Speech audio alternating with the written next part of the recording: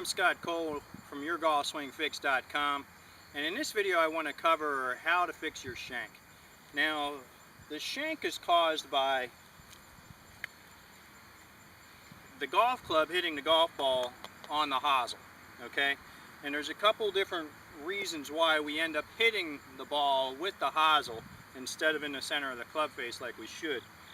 And when this occurs with the full swing, usually what happens is, with a lot of people, is that they start out in a position where they got their weight too much on their heels and they might be a little too upright with their upper body. So what happens is, at some point, and it can start immediately with the takeaway, or it just might happen in the downswing, at some point they're going to rock back forward onto their toes, and that gets the club too far out in front of them. They're over the ball too much, and unless they bring the hands in like this, chances are they're going to end up hitting the ball on the hosel that way.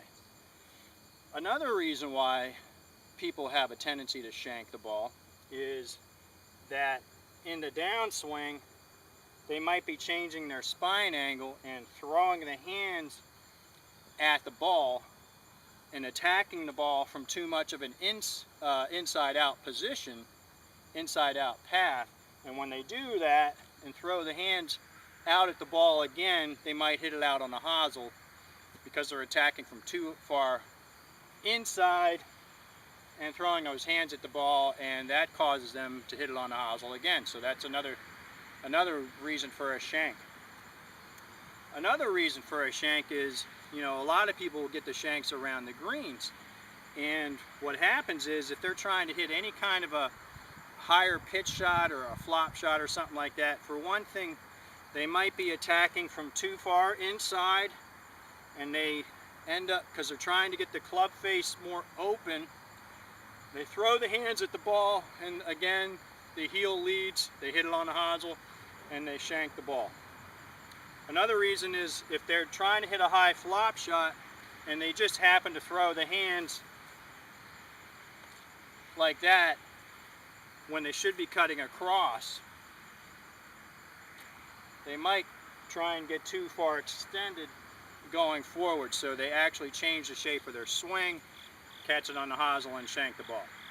So I'm going to address with this one fix how to avoid that shank from around the greens, and that is because you're attacking from too far inside, or you're throwing your hands at the ball somehow, some way in the downswing. And that fix is like this. What you want to do is just set your club up next to your basket of range balls, and obviously you want to empty out that basket, and you want to make some swings with your toe right up against that basket and avoid hitting that basket. If you're coming too far inside, you're going to hit that basket.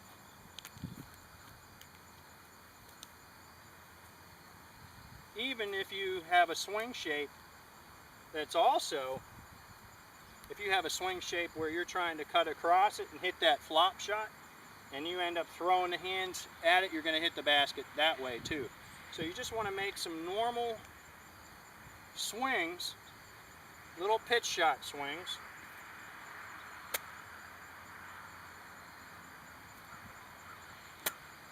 where you're missing the basket. When you're comfortable doing that, then you're going to put a ball down. Put your club down first with the toe either touching or just barely off of the basket. Put the ball down in the center of the club face. Get yourself set up, and then make the swing.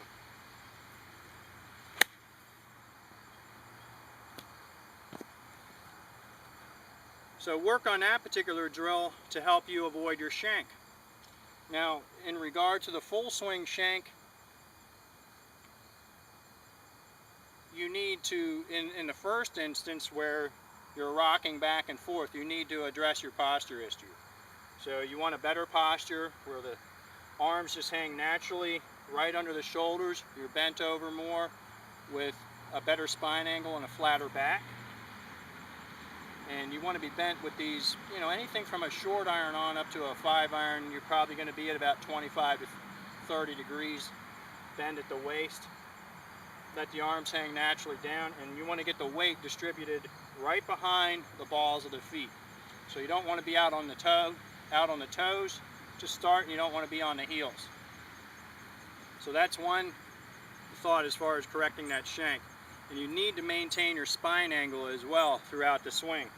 So what you want to do is combine the thought of getting in a better posture with maintaining your spine angle better. If you're also one of those golfers that has a tendency to lose their spine angle on the way down, then you need to do this butt against the wall drill, where you're going to maintain your butt cheeks against the wall throughout the swing. So in the backswing, it's the right cheek impact. It's basically both of them. Follow through, more left cheek, and then your finish position, you're going to have basically your left hip very close to that wall. So work on that idea as well. Keep these thoughts in mind. Work on that positioning and that setup and this particular drill, and you're going to get rid of your shank anytime it creeps up. But it's usually just a fundamental issue. It's not some crazy thing that gets into your head. It's a swing flaw that can be easily corrected. And for more great ideas on how to fix your swing and improve your game overall, visit me at yourgolfswingfix.com.